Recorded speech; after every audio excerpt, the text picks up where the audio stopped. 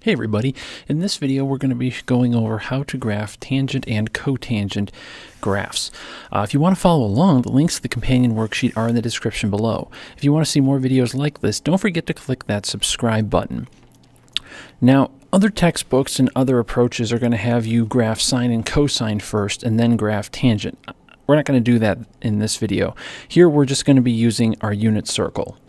And so in a previous video we talked about how if we want to find tangent, we take the y value of any point divided by the x value. So if I want to find tangent of 0, that's just going to be the y value, 0 divided by 1. So if I want to graph that, that's going to be right here at the origin, going to be that point. So there's our first point for tangent. So now, going back up to here, if we want to graph the point of tangent at pi over 6, we take 1/2 and divide by square root of 3 over 2. And if you divide those on your calculator, what you get, 1/2 divided by square root of 3 over 2, you get a decimal. And that's about 0.6. Not exact, but for our purposes, it's close enough. And so at pi over 6 then, we're going to graph something that's about 0.6. So right about there, just a little bit over 0.5. Now, pi over 4.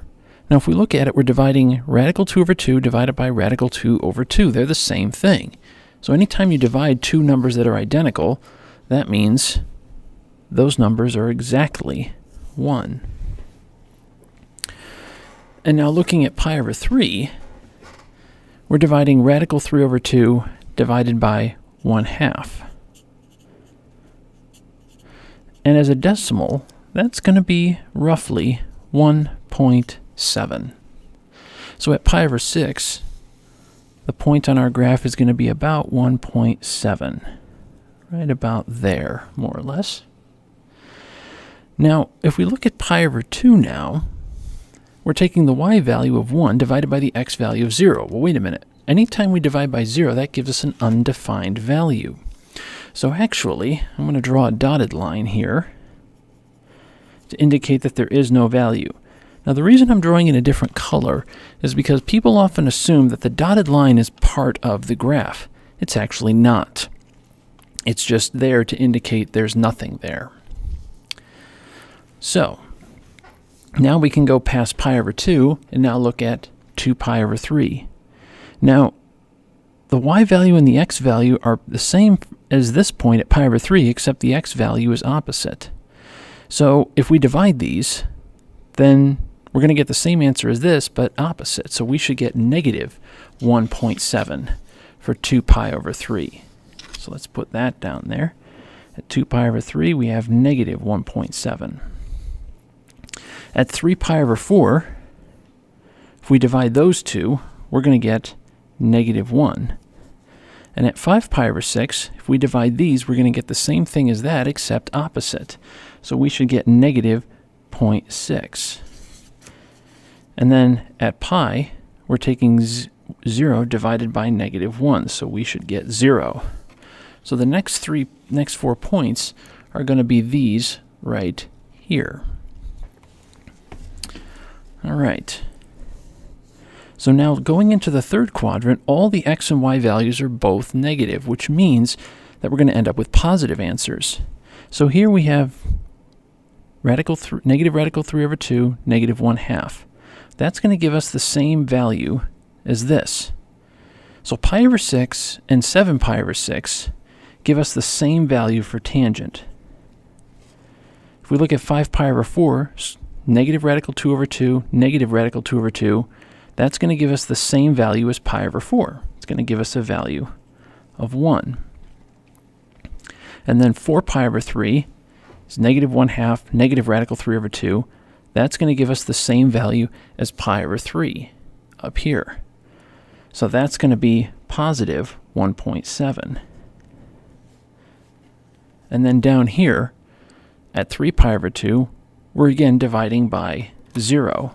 And so that result is the same thing as what we got when we had pi over 2. So what ends up happening is from here to here matches from here to here for tangent.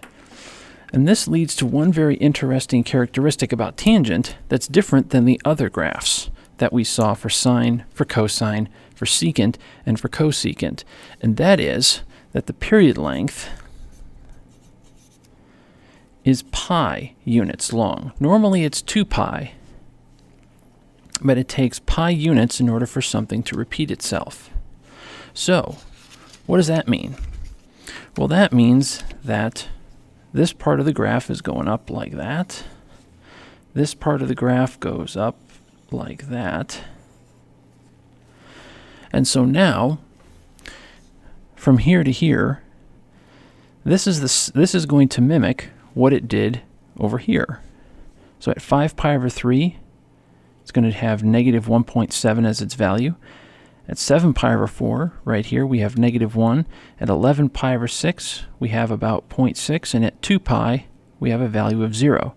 And if you notice that each of those are pi units away from that one. And so that means they repeat themselves, just like that. And so this is what our tangent function looks like. This is how we get it. We get it by looking at the values from the unit circle. Now, looking at cotangent, cotangent is just the reciprocal of tangent. So people would expect to think, well, it's just going to be tangent upside down. Taking the reciprocal is not the same as the opposite or the negative. Now, one quick thing to look for is to say, well, with cotangent, we're dividing the x by the y value. And so let's see where are the points going to be where cotangent is undefined. Well, that's going to happen anytime we divide by 0. So that's going to happen when y is 0. So that happens at 0 and at pi. So at 0, I'm going to draw a dotted line. And at pi, we'll draw a dotted line. Okay. So now at pi over 6, now we're taking the x value, square root of 3 over 2, and dividing by 1/2.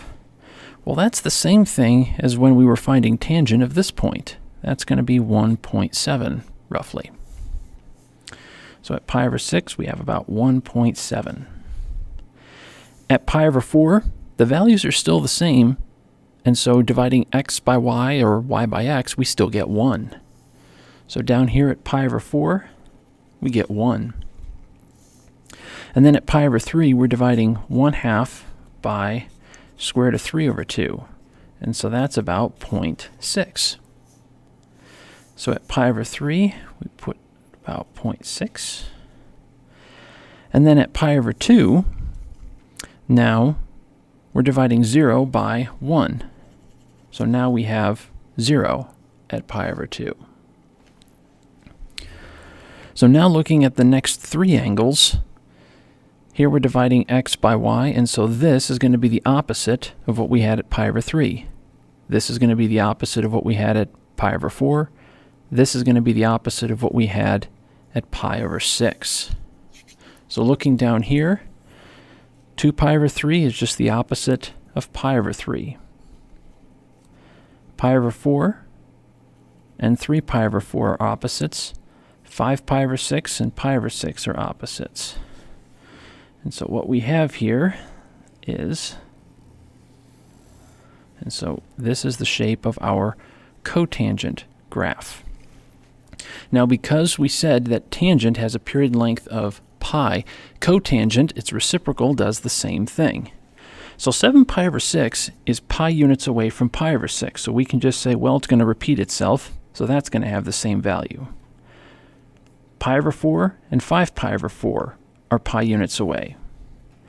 Pi over 3 and 4 pi over 3 are pi units away. So what I can do is cotangent, like sine, cosine, and all the other trigonometric graphs, it just repeats itself. And so as long as I know what the period length is, in this case pi, I can just copy and paste all these values over and over again. Now notice that I have a blue dotted line at 0, I have a blue dotted line at pi, so my next blue dotted line is going to be another pi units away. So that's going to happen at 2 pi.